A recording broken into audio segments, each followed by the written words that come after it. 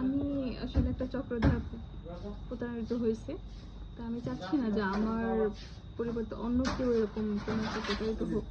আমি এবং আমার ফ্রেন্ড দুজনে একসাথে গিয়েছিলাম চায়নাতে, আমাদেরকে পাঠানো হয়েছে মিথ্যা কাজের কথা বলে। তো আমি চলে আসছি, কিন্তু আমার বান্ধবী এখনো চায়নাতে আটকা পড়ে আছে ওদের কাছে। আমি চাচ্ছি আমার বান্ধবীকে তো যাতে মানে সশরীরে সুস্থভাবে আনা যায়।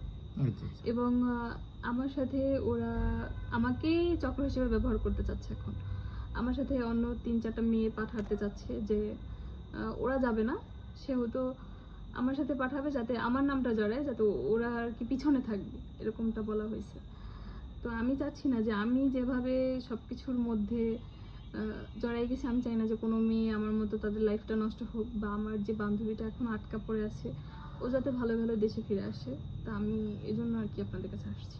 আচ্ছা, আপনি তো একটা পাচার চক্রের মধ্যে পড়ে গেছেন, যারা চীনে আমাদের দেশ থেকে নারী পাচার করে। এই চক্রের মধ্যে আপনি কিভাবে জড়ালেন, কিভাবে এই চক্রের মধ্যে পড়লেন যদি একটু বলতেন? এটা হচ্ছে সিলভিয়া নামে একটা মেয়ে আছে, আমি আপু বলে ডাকি। তো ও হচ্ছে চায়নাতে ওর বিয়ে হয়েছে আরও 8 বছর আগে। তো ও এবং ওর চাইনিজ হাজবেন্ড এরা দুজন মিলেই হচ্ছে বিজনেসটা করে। আর আমাদের দেশের কিছু লোক আছে যাদের করে ব্যবহার করে। তো ওই মেয়েটাই হচ্ছে মূলত মেয়েদেরকে কন্ট্রোল করে। ওর কিছু লোক আছে, তারা যেখান থেকে অসহায় ফ্যামিলি থেকে মেয়েদেরকে নিয়ে আসে, তো এনে এনে ওরা বলে যে কাজ দিবে, যে কোনো কাজ দিবে মেয়েদের, অসহায় ফ্যামিলিগুলো বাঁচে যাতে সেই মেয়েগুলো যেতে খুব সহজেই রাজি হয়ে যায়। এই জন্য। এখন আপনার সঙ্গে এই চক্রের পরিচয়টা কিভাবে হলো? আমার সাথে সিলভিয়ার হচ্ছে ফেসবুকে পরিচয় হয়েছে। তো আমাকে বলছে, কিছুদিন ওর সাথে আমার সাথে কথা হয়েছে, তো আমাকে বলছে যে তুমি যেহেতু ভালো কাজ জানো, সেহেতু আমি তো চায়নাতেই আমার শ্বশুর বাড়ি। আপনি কাজ জানেন, কি কাজ? আমি হচ্ছে পার্লারের কাজ জানি। তো আমাকে বলা হয়েছে যে তোমাকে পার্লারের কাজ দেবো। তা আমার ফ্রেন্ড ছিল। কতদিন আগে পরিচয়? আমার সাথে পরিচয় হচ্ছে আরো 5 মাস আগে। আমাকে চায়নাতে পাঠানো হয়েছে জুনের 14 তারিখে। আমি 2.5 মাস ছিলাম। এরপরে আমাকে আবার দেশে আনা হয়েছে যে আমার সাথে এখন 4টা মেয়ে পাঠানো হবে। কারণ ওরা যেতে চায় না, বা ওরা যায় না, ওরা ফেস টু ফেস হয় না। আপনার সাথে পরিচয় হওয়ার পর সে আপনাকে বললো, সিলভিয়া বললো যে চায়নায় তার শ্বশুর বাড়ি, ওখানে পার্লারে কাজ দিবে আপনাকে, আপনি সুযোগ সুবিধা কে দিবে? আমার সুযোগ সুবিধা দিবে বলছে যে আমি যখন চায়নাতে পৌঁছাবো আমাকে 10 লক্ষ টাকা দেওয়া হবে, আমি 2 বছরের জন্য এখানে কাজ করব, আবার 2 বছর পরে আমি আসতে পারবো, এরপর আমি আবার যাব। তো মাসিক একটা বেতন নির্ধারিত করব ওইখানে যাওয়ার পরে, সেটা বলছে। আর ওইখানে চায়নাতে আমি পৌঁছানোর পরে আমাকে 10 লক্ষ টাকা আমার ফ্যামিলিকে দেওয়া হবে। আচ্ছা, এখন আপনি তো জুনের কয় তারিখে গেলেন? জুনের 14 তারিখে। 14 তারিখে যাওয়ার পরে কি 10 লক্ষ টাকা পেয়েছেন? না না, ওরা আমাকে 10 লক্ষ কেন, আমাকে 10 টাকাও দেয়নি। 10 টাকাও দেয়নি?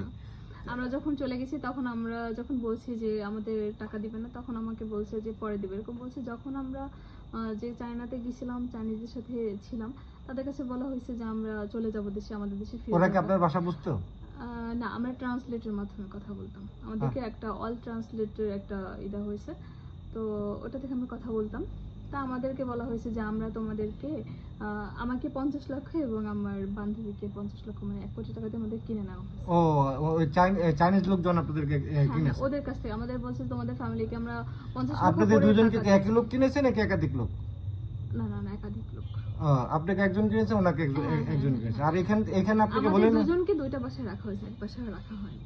বুঝতে পারছি, মানে পাশাপাশি একদিন ছিলাম একসাথে, তারপরে আমরা দুজন দুই জায়গায়। আমাদের দূরত্ব ছিল অনুমান করা যায় যেমন 40 মিনিটের মতো। আচ্ছা আচ্ছা, পরবর্তীতে আপনাদের পাশাপাশি বাসায় রাখা হয়তো নাকি? 40 মিনিটের দূরত্ব ছিল। আচ্ছা, তো এখন ওখানে যাওয়ার পর আপনার সুযোগ সুবিধা কি পেয়েছেন? সুযোগ সুবিধা আমাদের যেটা বলা হয়েছে কিছু এরকম হয় না, তারা আসলে মিথ্যা কথা বলে আমাদেরকে মূলত পাচার করেছে। এবং মূলত পাচার করেছে তারা একদম।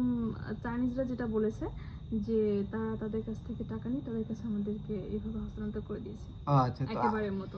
কিন্তু আমাদের বলা হয়েছে যে কাজ করার ক্ষেত্রে কতদিনের জন্য বিক্রি করছে বলছিল? সব সময়ের জন্য।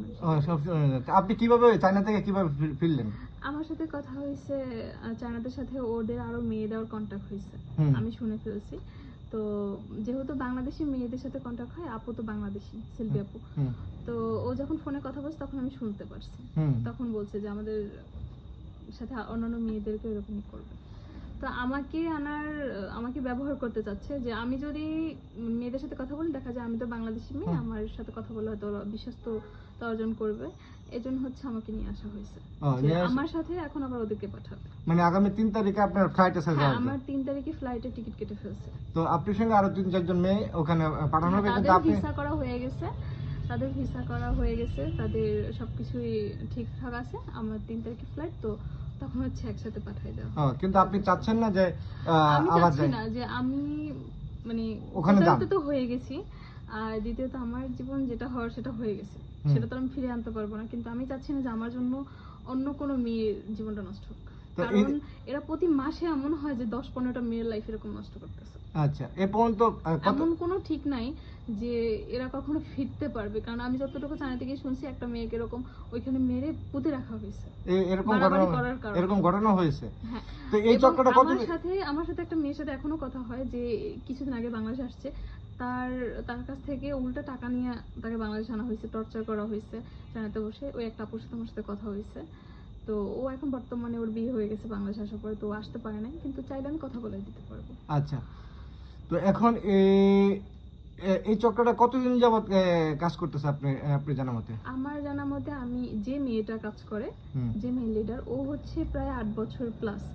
আর অন্য যে পুরুষ লোক আছে যারা, তারা আমি যতটুকু শুনছি 14 বছর প্লাস। এ পর্যন্ত বাংলাদেশ থেকে কতগুলি মেয়ে তারা পাচার করছিল? হাজার হাজার, এটা কোনো হিসাব নেই আঙ্কেল, আমি বলতে পারবো না এটা। ও, অনেক। কিন্তু আমার জানার মধ্যে, কারণ আপনি দেখেন, যদি প্রত্যেক মাসে নর্মালি ওরা 5-6টা মেয়ে দেয়, তাহলে আপনি এক বছরে কতগুলো হয়, এতগুলো বছরে কতগুলো হয়, এটা তো আমার কাছে তো আর হিসাব দিবে না ওরা।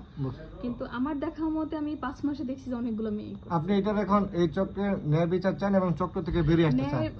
আমি চক্র থেকে বেরিয়ে আসছি, কিন্তু আমি চাচ্ছি যে আমার বান্ধবীটা দেশে ফিরে আসুক ভালোভাবে। আর দ্বিতীয়ত, আমি চাচ্ছি না যে আমার বাংলাদেশ থেকে কোনো মেয়ে এরকম যাক প্রতারিত হয়ে এবং কারো জীবনটা নষ্ট হোক এরকম। কারণ ওইখানে গেলে পর আমি হয়তো বা ভাগ্যক্রমে চলে আসছি, কিন্তু সবাই তো আসতে পারবে না। হ্যাঁ, কিন্তু আপনি যদি ওখানে না যান তাহলে তো আপনার বান্ধবী হ্যাঁ, আমাকে ব্ল্যাকমেল করা হয়েছে যে আমি যদি না যাই তাহলে ওকে শেষ করে দিবে, এটা বলা হয়েছে। আমি ওপেন নিজে কানে শুনছি ফোনের মধ্যে। ও আচ্ছা আচ্ছা। এটা বলছে। আপনি এখন আইন শৃঙ্খলা ওর বাহিনী উপরে টর্চার করছে, ওকে মারধর করছে, ওকে শারীরিক নির্যাতন করছে, এবং ওকে খেতে দেয় না। হ্যাঁ, আচ্ছা। ওকে আমি আসার পর 15 দিন ধরে ওকে ভালো করে খেতে দিচ্ছে না। ও 3-4 দিন ফোন আটকায় রাখছে, কথা বলতে দেয় নাই। যখন আমি রাজি হয়েছি তখন ওকে ফোন দিছে। আমি যখন বলছি না আমি এই কাজ করতে পারবো না, তখন ওর ফোনটা নিয়ে যাওয়া হয়েছে। যখন আমি রাজি হয়েছি তখন আবার ওকে ফোন দিয়ে দিছে। ও, আপনাদের এখানে নিয়ে কি বাসায় রেখে দেওয়া হয়? হ্যাঁ, বাসায় রেখে দেওয়া হয়, আটকে রাখা দেওয়া। আটকে রাখা হয়? ও, যাদেরকে নেওয়া হয়েছে এখানে আটকে রাখা হয়, একজন পুরুষের কাছে বিক্রি করা হয় নাকি অনেক পুরুষ আসে? না না না, অনেক। অনেক। আচ্ছা, ঠিক আছে, থ্যাংক ইউ। আর এখানে হচ্ছে আপনার আরেকটা কথা বলতে চাই, সেটা হচ্ছে আমি বাংলাদেশে মিরপুর 1-এর র‍্যাব 4-এ গিয়েছিলাম, একটা অভিযোগ দায়ের করেছি আমি, কিন্তু তারা কোনো ব্যবস্থা নেয় নাই। তারা বলছে থানায় যেতে, আমি সেখানেও গিয়েছি, তারাও কোনো ব্যবস্থা নেয় নাই। আমি প্রথমে যে র‍্যাবের কাছে গেছিলাম একটা ভাইয়ের মাধ্যমে, আমি বলছি ভাই এই সমস্যা হয়েছে, তো আপনি আমাকে একটু সাহায্য করেন। তো সে আমাকে একজনের সাথে পরিচয় করে দিয়েছে, কিন্তু সে আমাকে কোনো হেল্প না করে উল্টা খারাপ আমাকে অফার দিচ্ছে। তাহলে আমি বিচারটা কার কাছে চাইবো? ও আচ্ছা আচ্ছা, ঠিক আছে। এইটা আপনার বক্তব্য নাকি? হ্যাঁ, আমি চাচ্ছি যে এর একটা সুষ্ঠু বিচার হোক, এই পুরো চক্রটাকে একটু ধরা হোক। আমি চেষ্টা করব, আমি সবাইকে ধরিয়েও দিতে পারবো, কিন্তু আমি চাচ্ছি যে কোনো মেয়ের জন্য এরকমটা না হয়।